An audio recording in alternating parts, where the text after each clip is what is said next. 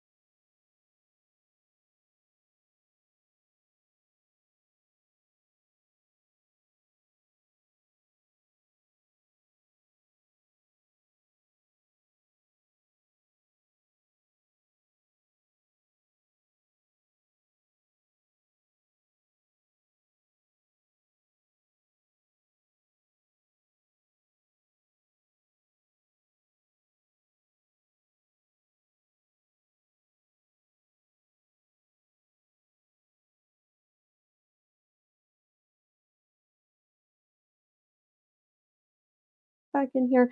If you have other kinds of documents that you're trying to organize and you're not exactly sure how to do it, feel free to comment below. Or I'll also include the link to book a free call with me and we can review it quickly. And if it's something that I can help you with, we can discuss that.